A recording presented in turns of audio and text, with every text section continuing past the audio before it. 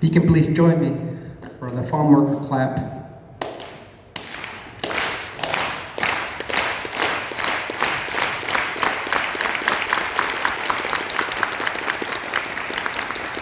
That was used by Caesar and Dolores during the beginnings of the farm worker movement and the UFW. I'd like to dedicate this story to my fellow immigrants in the crowd and my fellow immigrants outside these walls. And in particular, a couple immigrants in the crowd, two of the main organizers of this event, Roberto Franco and Mirna Lorelli, de Nayarit y de Guatemala. It's been a long journey, My journey began in a place called Las Ranas, Michoacán, the state of the monarch butterflies, las mariposas monarcas that are making their journey down to Michoacán as we speak right now. Las Ranas at the time was a very underdeveloped little village with no electricity, no running water, and the mode of transportation was mainly by walking. And I still remember Las Ranas very vividly. I remember walking to la escuela, to the school, and there was a panaderia nearby, a pastry. And I could smell the bread. You know, that great bread. And I couldn't taste it because I couldn't afford it.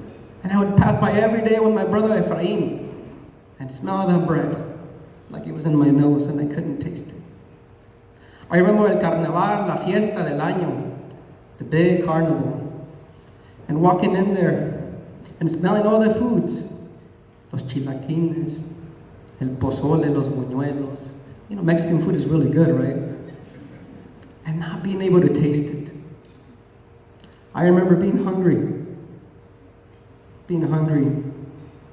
I remember walking behind my grandfather, mi abuelo, as he plowed to the land, and I followed him planting the corn seeds, because that was our survival. I thought Las Ranas was it for me. I thought that was my world as I walked around. But fate would have otherwise. My father was up here in the Northwest working in the fields, desde California hasta Washington. And he saw something over here.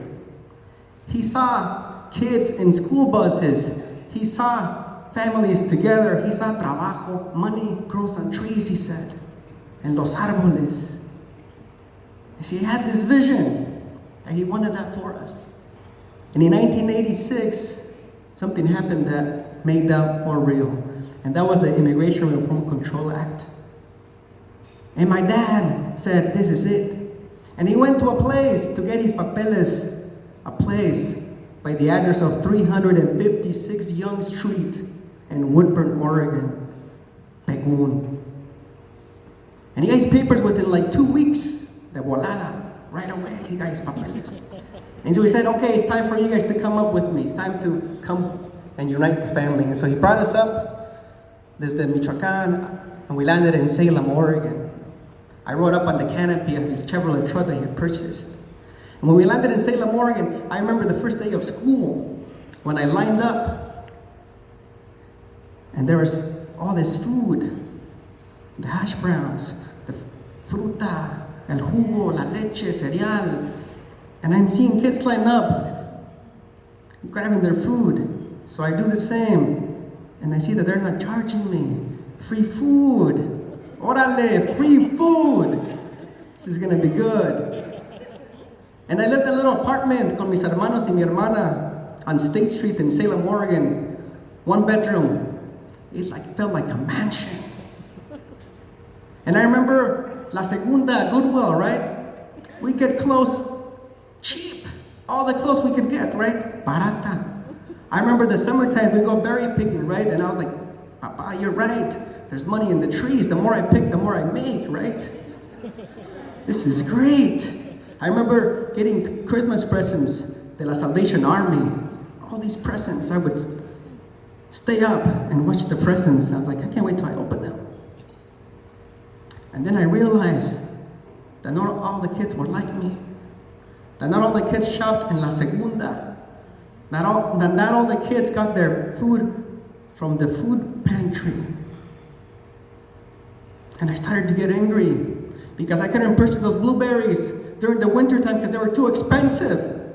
They were too expensive. I could not purchase them. I started getting angry because I see my dad drinking in the job, right, because he had to deal with his back pain.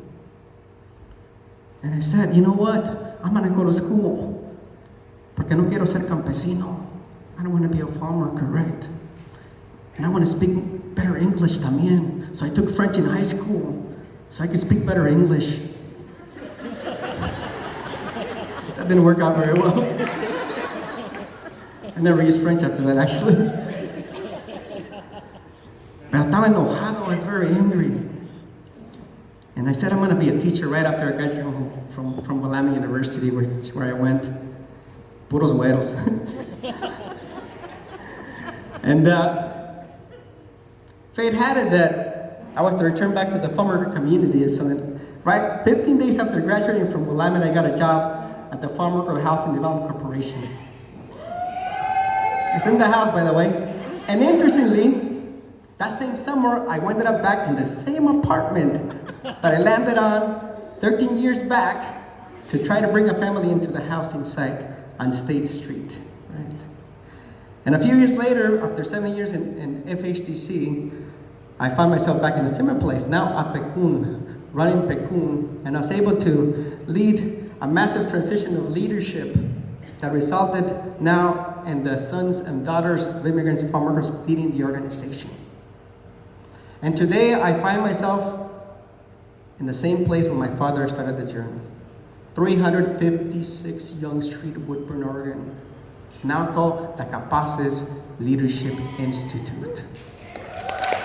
That's working to strengthen the wellness, capacity, and political consciousness of leaders like you, organizations like yours, movements, and ultimately the comunidad, to eliminate social disparities. And I travel that journey every day to go to Capaces, and I think about the last 30 years. I think about my dad's vision. I think about the struggle to adapt to this community. And I think a lot about the future, our future. And you know what I see? I see us leading everywhere. En educación, en healthcare, en arte, cultura, en el gobierno, in philanthropy. One day we'll have the Latino Community Foundation. I see us everywhere. And I think about my daughters, mis dos hijas, 3 years and 11 months. And I think about that little boy who crossed the border, who was hungry. And I wish I can tell him, it's gonna be okay. Don't be afraid. Because we believe in tomorrow. That's who we are. We believe in tomorrow. Gracias.